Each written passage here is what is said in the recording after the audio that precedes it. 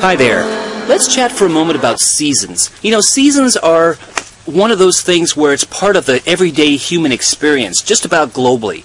Now, true, some places around the world have a wet season and a dry season, like in South Asia or in Central America. But in many other parts of the world, seasons are even more commonplace in terms of a hot season or a warmer season and a cold season or a colder season.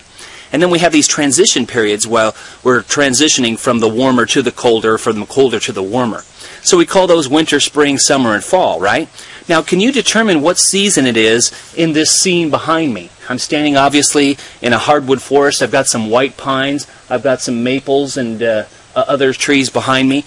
And the deciduous trees here are turning color, right? So it's a sure sign that it's autumn.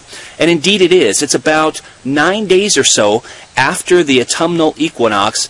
And in the northern hemisphere, we have just turned into autumn. And indeed, it's a beautiful time of year up here. I'm actually in Minnesota right now, and it's every 30 seconds or so there is a lovely sort of wind in the trees and a little showering, a little like a golden or a yellow shower of leaves that fall. So we've got some ground leaves that are underfoot, and so it lends a whole different kind of a air to a feeling to the whole area. So think about your common experience with seasons. Now, seasons can be studied in cultural geography or human geography and physical geography. And they can also be studied in earth science, environmental science, and some other disciplines, but they're really central to geography.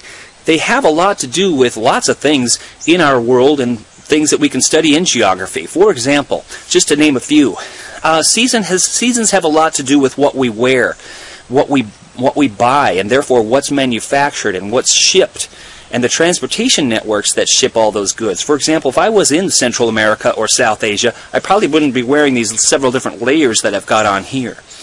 Seasons also have a lot to do with, in terms of the growing season, in terms of what crops can be grown and the productivity of those crops, right? Between deep frosts, the growing season.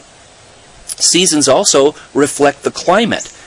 So they have a lot to do also with where people live and migrate to and from. So, for example, this area in Minnesota attracted a lot of Scandinavians back in the mid to late 19th century, so 1850 to 1910 or so. And so a lot of Norwegians and Swedes came to live here, and maybe they were attracted to the area because of cheaper land. Also, maybe it reminded them of home a little bit in terms of the vegetation and the climate that was here. So seasons have a lot to do with history as well and settlement. And when you think about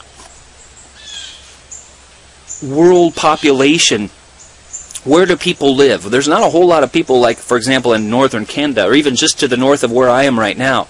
Aside from Minneapolis, St. Paul, and then some other places, you get pretty much further up north, and the population density radically decreases, in part because of seasons and climate.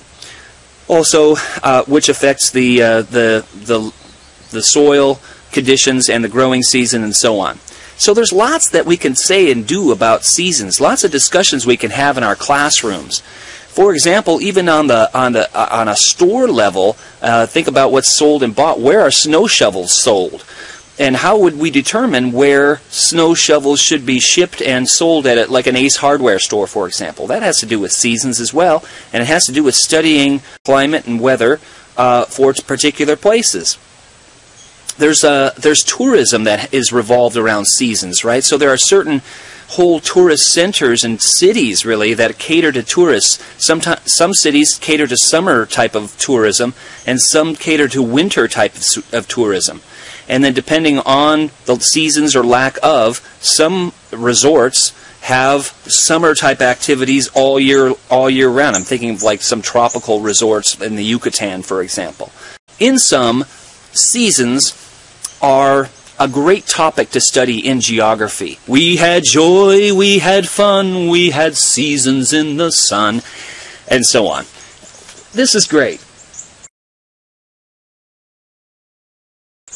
I hope that's a good start, and I encourage you to keep on studying seasons and thinking about the impact of seasons on humans, and then also think about the impact that humans have on the environment.